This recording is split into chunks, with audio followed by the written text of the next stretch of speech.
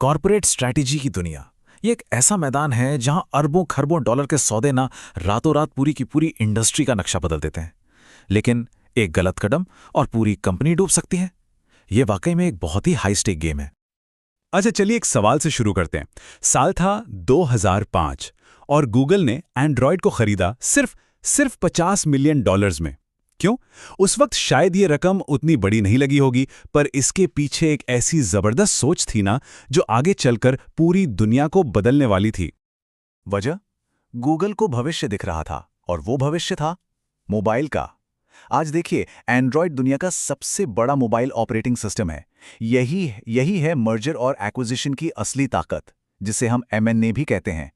एक छोटा सा दांव कैसे एक ग्लोबल एम्पायर में बदल सकता है, ये उसका सबसे बड़ा उदाहरण है। तो चलिए अब थोड़ा गहराई में उतरते हैं। ये मर्जर और एक्विजिशन यानी M&A आखिर हैं क्या? आइए कॉर्पोरेट डील्स की इस दुनिया को थोड़ा और करीब से समझते हैं।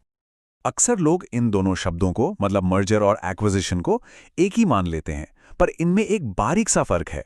मर्जर में क्या होता है, दो कंपनियां मिलती हैं और एक बिल्कुल नई तीसरी कंपनी बन जाती है। जबकि एक्विजिशन में समझ लीजिए एक बड़ी मछली छोटी मछली को खा जाती है, मतलब एक कंपनी दूसरी को पूरी तरह अपने अंदर ले लेती है। वैसे एक बात बताऊं, ज्यादातर सौदे ना असल में एक्विजिशन ही होते हैं, भले उन्हें दोस्ताना मर्जर का नाम दे दिया जाए। अब इन सभी डील्स के पीछे ना एक जादुई शब्द छुपा होता है, सिनर्जी। इसका मतलब बहुत सिंपल है। ये मानना कि जब दो कंपनियां एक साथ आती हैं तो उनकी कंबाइंड वैल्यू उनके अलग अलग वैल्यू के जोड़ से कहीं ज्यादा होती है। मतलब 2 और 2 मिलकर 5 बन जाते हैं। और सच कहूं तो यही वो उम्मीद है जो हर M&A डील को ड्राइव करती है। तो सवाल ये है कि कंपनियां आखिर ये इतने बड़े अरबों डॉलर्स के दांव लगाती ही क्यों हैं? इसके पीछे कई बहुत ही सोची समझी स्ट्रेटेजिक वजह होती हैं। तो क्या वजह हो सकती है? देखिए, कई सारी हैं।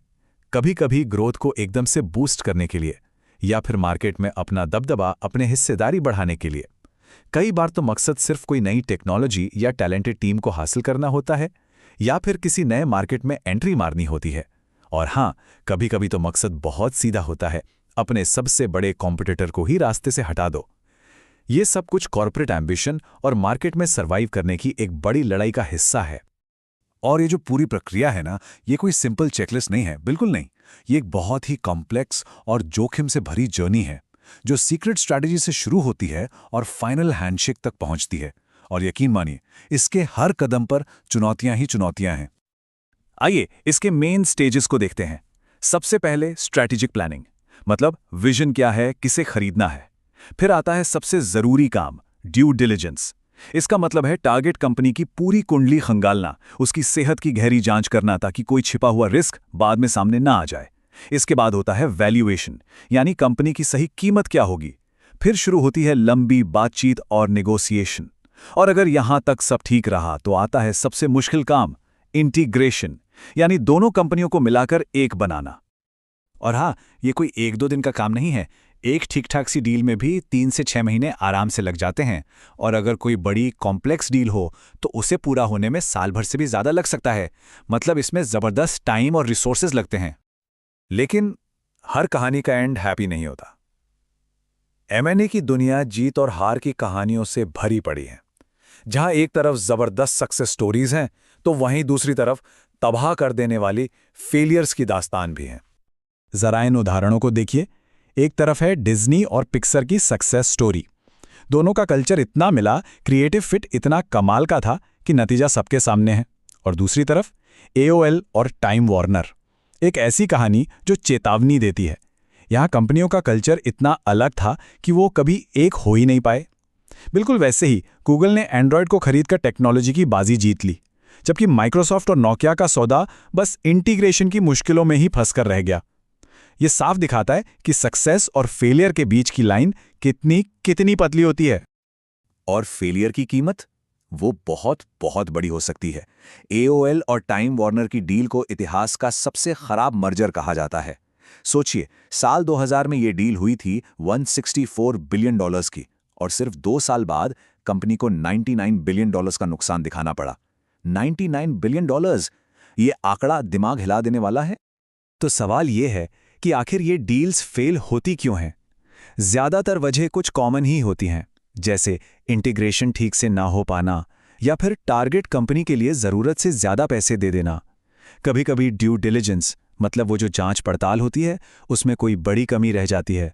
और सबसे बड़ी वजह, जैसा AOL के केस में भी हुआ, कॉरपोरेट कल्चर का टकराव। सोचिए ना, जब दो टीमों के काम करने का तरीका, उनकी सोच ही अलग हो, तो वो मिलकर एक टीम कैसे बन पाएंगी। तो अब आगे क्या? M&A का भविष्य कैसा दिख रहा है? डील्स की जो अगली वेव आएगी उसे कौन सी चीजें ड्राइव करेंगी? चलिए देखते हैं। देखिए, भविष्य को कुछ खास ट्रेंड्स शेप कर रहे हैं। सबसे पहले तो है टेक्नोलॉजी, खासकर AI और साइबर सिक्योरिटी। कंपनियां अब इन चीज़ों को खुद बनाने के बजाय सीधे बनी बनाई कंपनियों को खरीदना चाहती हैं। फिर एक बड़ा फैक्टर है ESG, मतलब कोई कंपनी पर्यावरण और समाज के लिए कितनी जिम्मेदार है, ये भी अब डील्स में देखा जा रहा है। और हाँ, प्राइवेट इक्विटी फर्म्स का रोल भी बहुत तेजी से बढ़ रहा है। ये वो फर्म्स हैं जो पैसा लगाकर कंपनियों को खरीदती हैं, उन्हें बेहतर बनाती हैं और फिर बेच देती हैं। तो आखिर में बस एक सवाल, आज की इस तेजी से बदलती दुनिया में शायद सबसे बड़ा रिस्क कुछ ना करना है, एक जगह रुके रहना है। तो सोचने वाली बात यह है कि अगली वो कौन सी बड़ी डील होगी जो एक पूरी की पूरी इंडस्ट्री को हमेशा के लिए बदल कर रख देगी।